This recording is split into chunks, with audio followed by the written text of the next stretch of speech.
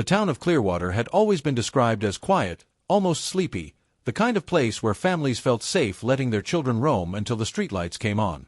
Rows of modest houses lined the streets, each with neatly trimmed lawns and porches decorated with hanging baskets. Neighbors exchanged warm greetings every morning, and the sense of security was something people had taken for granted for decades. That illusion was shattered the morning 17-year-old Hailey Dunn was reported missing. She was a bright student, well-liked among her peers, with dreams of attending college and leaving behind the small town she grew up in. Her disappearance seemed impossible, like something that belonged to a larger, more dangerous city, not a town where everyone supposedly knew one another. Hailey had last been seen the evening before, walking back from a friend's house only 2 blocks away from her own. It was a short and familiar path she had taken countless times. The sun had been setting, bathing the suburban streets in a soft golden glow. Nothing appeared unusual that night, no loud disturbances, no cries for help. Yet she never arrived home. When the hours passed and her bedroom remained empty, her mother's initial worry turned into dread. By the next morning, the Dunn family had called the police, hoping that their daughter had simply stayed over at a friend's place without notice. But as calls were made and no one had seen or heard from her, it became clear something was terribly wrong. The local authorities responded quickly, treating the case with urgency from the very beginning. Clearwater wasn't used to cases like this, and the community rallied almost instantly.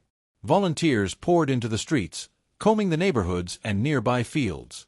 Flyers with Hailey's smiling face were taped to shop windows, telephone poles, and car windshields. The town that had once seemed so safe now carried an unsettling silence. Parents who once let their children ride bikes freely now kept them close to home.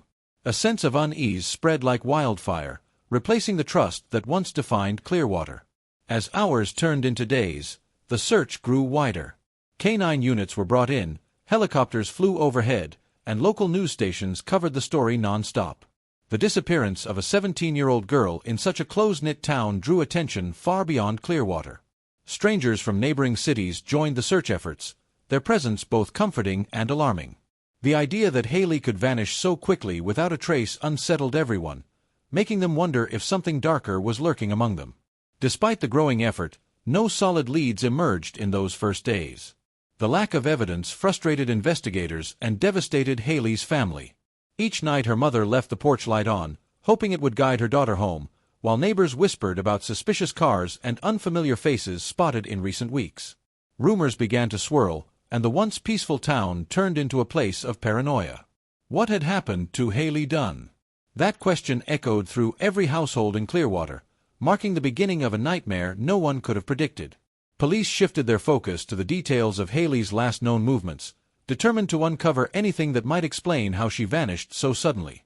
Officers retraced her steps from her friend's house to her own street, a simple 2-block walk that should have taken no more than 5 minutes. Every inch of the route was searched carefully. At first, nothing stood out, but then neighbors began to come forward with fragments of information that painted a more unsettling picture. Several people mentioned seeing a dark-colored car parked near the corner of Maple Drive, idling there for hours on more than one occasion in the days before Hailey disappeared. No one recognized the driver, and no one could provide a license plate. What seemed like an ordinary detail at first quickly grew into a chilling clue. Investigators also turned to Hailey's bedroom for answers.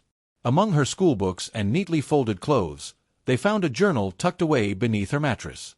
Its pages revealed a side of Hailey that few people knew about. She had written about fights with her closest friends, arguments at home, and most disturbing of all, a feeling that someone had been watching her. One entry described the sense of being followed when walking home, another hinted that she had seen the same unfamiliar car more than once near her street.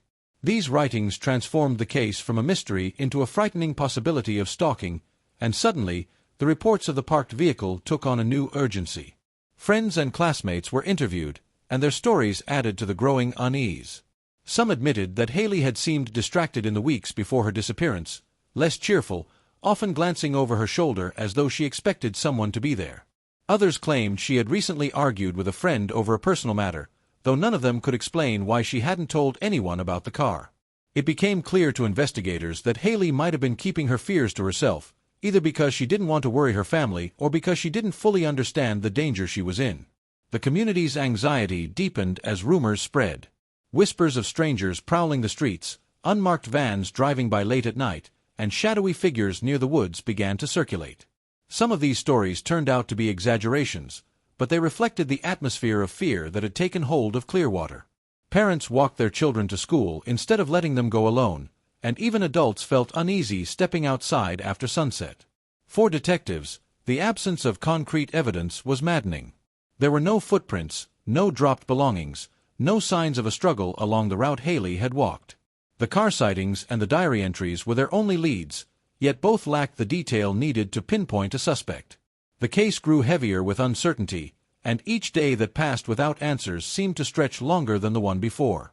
Still, beneath the confusion and secrecy, there was a growing sense that someone, somewhere, knew more than they were saying, and that silence was holding back the truth. Weeks of searching left Clearwater exhausted, but the turning point came when a group of volunteers decided to expand their efforts beyond the neighborhoods. They pushed into the dense wooded area on the edge of town, a place most residents avoided because of its thick undergrowth and isolated trails. After hours of combing through brush and fallen branches, one of them stumbled upon something that didn't belong. It was a backpack, worn and slightly torn, half buried beneath leaves. The name tag stitched on the inside left no doubt. It belonged to Hailey Dunn. The discovery sent shockwaves through both the volunteers and the investigators who rushed to the site. Until that moment, there had been a faint hope that Hailey had run away, perhaps hiding out with friends, but the backpack crushed that fragile possibility. Inside were her school notebooks, her phone with a cracked screen, and her wallet. None of it appeared staged.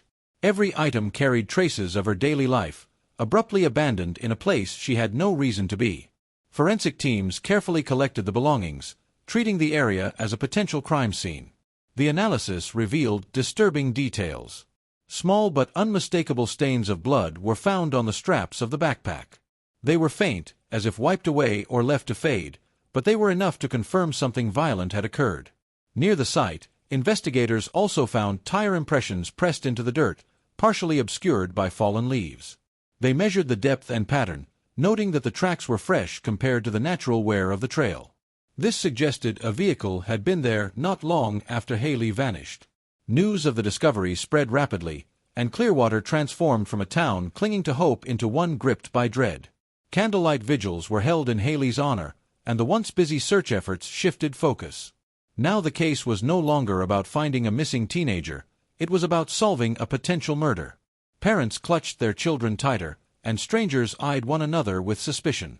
The innocence of the town felt permanently broken. Investigators pursued every angle, poring over the backpack for fingerprints, analyzing the phone for data, and comparing the tire marks to vehicles registered in the county. The results weren't immediate, but they confirmed what many feared. This was no accident, no runaway story. Hailey had been taken. The woods, once a backdrop of childhood adventures and weekend hikes, now stood as a grim reminder of something terrible that had unfolded in the shadows. As weeks turned into months, the image of the backpack became seared into the community's memory. It was a symbol of interrupted youth, of a life stolen too soon, and of unanswered questions that demanded resolution. For investigators, it was also a turning point. The case officially shifted from a disappearance to a homicide investigation, and with it came a renewed determination to uncover the person responsible. The trail was faint, but it was there, and they knew someone had left it behind deliberately. Somewhere in Clearwater, a predator was hiding in plain sight. The investigation took a dramatic turn when the tire impressions found near the woods were finally matched. Weeks of comparison against hundreds of vehicles in the county led to one unsettling conclusion. The tracks aligned perfectly with a pickup truck owned by a man who lived just 3 streets away from Hailey's family. His name had never surfaced before. He was not on any watch list, had no criminal history, and had kept to himself for most of his life. In Clearwater, where everyone knew everyone, he was almost invisible. That made the revelation even more chilling. Detectives obtained a warrant and moved quickly to search his property. At first glance, the house appeared ordinary, though its blinds were always drawn and the yard slightly overgrown compared to the tidy lawns of the surrounding homes. Once inside, the investigators noticed peculiar details. A trunk, locked and shoved against the far wall of his basement, caught their attention. When pried open, it revealed clothing bundled tightly, stained with dark patches that later tested positive for blood. Hidden beneath the pile were fragments of duct tape, some still clinging to strands of hair. The discovery was damning, but it also raised questions. Why would someone keep evidence so incriminating so close to home, in a place where a single search could unravel everything? Neighbors reacted with disbelief when news broke of the search. Some recalled seeing him mowing his lawn while the community organized searches for Hailey. Others remembered him volunteering to join those same searches. He had walked the very streets plastered with her missing posters, offering quiet assistance to her grieving family. This revelation created a ripple of unease that spread quickly, transforming suspicion into outrage. People who had once nodded politely at him in passing now saw him as a monster hiding in plain sight. As the case against him grew, investigators pieced together his movements during the time Hailey disappeared. Surveillance footage from a gas station captured his truck driving toward the wooded area the same evening she went missing. Phone records placed him near Maple Drive within the narrow window of time when Hailey should have been walking home. Every shred of evidence tightened the noose, but detectives still needed more to close the case entirely. The most haunting detail came from his garage. Amid tools and spare parts, investigators found rolls of duct tape identical to the fragments discovered in his basement. Chemical tests confirmed the adhesive matched. Nearby, faint traces of blood had seeped into the floorboards, suggesting a struggle may have occurred there. Though the suspect denied any involvement, the evidence painted a different picture, a meticulous plan gone wrong, concealed clumsily within the very home where he lived among unsuspecting neighbors. What unsettled the community most was not just the crime itself but the deception that followed. He had pretended to help, to care, while all along he was hiding dark secrets in his basement and garage. The mask of normalcy he wore had fooled everyone, and that betrayal shook Clearwater as deeply as the crime itself. But just as investigators prepared to deliver justice, the case revealed a new and unexpected twist, one that would change everything they thought they knew. Just as the town prepared to breathe a sigh of relief with the arrest of the quiet man from 3 streets away, the investigation revealed another layer of horror. Forensic teams continued combing through the evidence, determined to close every gap in the timeline. When the duct tape fragments recovered from the basement were re-examined, they uncovered something investigators had initially overlooked. Alongside the suspect's prints was a second, distinct set. The match came back with shocking speed. They belonged to someone no one had ever suspected, Hailey's closest friend. The revelation was almost too much for the Dunn family and for Clearwater as a whole. Hailey's friend had been by the family's side from the very beginning, comforting them, speaking to reporters, and walking in the search parties as though her grief were genuine. She had appeared heartbroken, clutching photos of Hailey and pleading for her safe return. The idea that she could have played a role in the tragedy seemed unthinkable. Yet the fingerprints told a story that could not be ignored. Detectives dug deeper, pulling phone records, text messages, and social media activity. What they discovered was a hidden connection between the friend and the man already in custody. The two had been in communication for weeks leading up to the disappearance, exchanging late-night calls and secretive messages. Their relationship was strange, filled with coded phrases and discussions that hinted at jealousy, control, and manipulation. It became clear that the man had not acted alone. Hailey's friend had lured her into trust while concealing her involvement in a plan that spiraled into murder. The motive was tangled and disturbing. Investigators pieced together that jealousy played a central role. Hailey's successes at school, her popularity, and her plans for a future beyond Clearwater had created tension with her friend, who felt overshadowed and resentful. That resentment was manipulated by the older man, who had preyed on her vulnerabilities and drawn her into his influence. Together, they crafted a bond rooted in secrecy and dark intentions, a bond that culminated in Hailey's final walk home. When the news broke that her closest friend was implicated, Clearwater erupted in disbelief. Vigils turned into protests, whispers into outrage. The betrayal cut deeper than anything the community had already endured. Parents now warned their children not just about strangers but about the friends they thought they could trust. The idea that danger had come not only from outside but from within Hailey's own circle was unbearable. The trial that followed was long and grueling. The man was convicted swiftly, the evidence overwhelming against him. But the involvement of Hailey's friend shocked jurors as much as it had shocked the town. Her conviction left people reeling, unsure how someone so close to the victim could turn into a willing accomplice. For the Dunn family, closure remained elusive. They had answers, but those answers only deepened the pain. Their daughter had not only been taken from them but betrayed by the very person she trusted most. Clearwater would never be the same. The illusion of safety had been shattered, leaving behind a story that would haunt the town forever. Hailey's murder was not just an act of violence, it was a reminder that the darkest dangers often come from where you least expect them, hidden behind familiar faces and quiet smiles. Thanks for watching this episode of Crime Uncovered.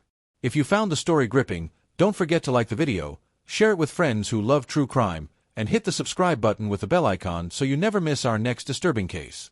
Every click helps us uncover more untold stories.